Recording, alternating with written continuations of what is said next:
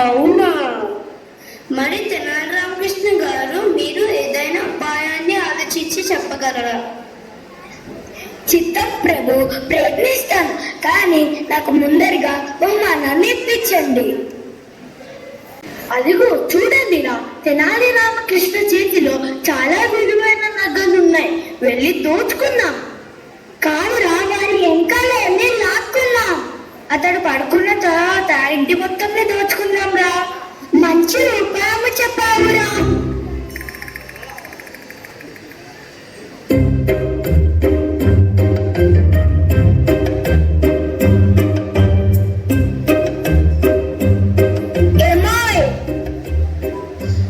ఏంటండి?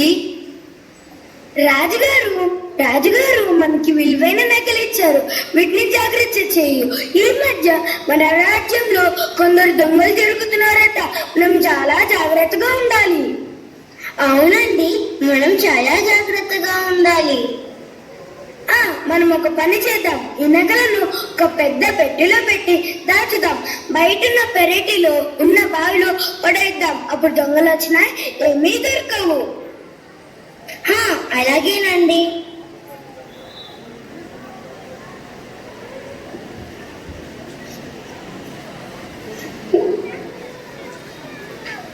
అమ్మో, ఎంత బరువుగా ఉన్నాయో!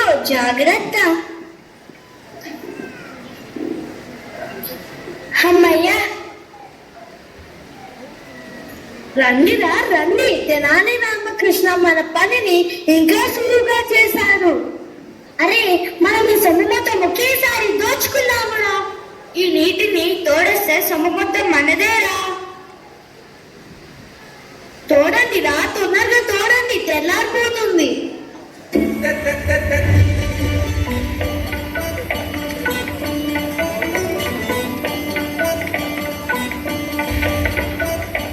పిచ్చి వాళ్ళలాగా ఎంతసేపు అని తోడుతామురా. ఊరే, మీరు ఈ బావిలోకి దిగండి రా. పట్టుకోండి రా, పట్టుకోండి. చాలా బరువుగా ఉన్నాయి. అమ్మో అమ్మో.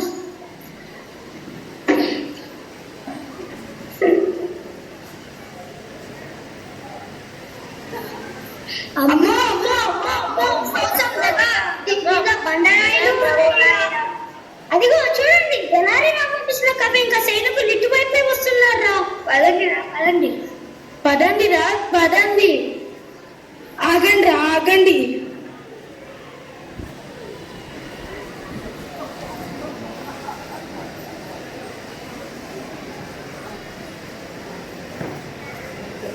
మహారాజా, తెనాలి రామకృష్ణ సహాయంతో దొంగలను పట్టి తెచ్చాము. ఇదిగోండి ప్రభు, మీ ఇచ్చిన నగలు విట్టపనైపోయింది. బేస్ తెనాలి రామకృష్ణ, మీ తెలివితేటలకు మెచ్చి మీరు చేసిన సహాయంకు ఈ నగలను మీకు బహుమానంగా ఇస్తున్నాము. ఇది మీ దగ్గరే ఉంచుకోండి. ధన్యవాదాలు ప్రభు. ఈ సభను ఇంతటితో ముగిస్తున్నాము. Bye.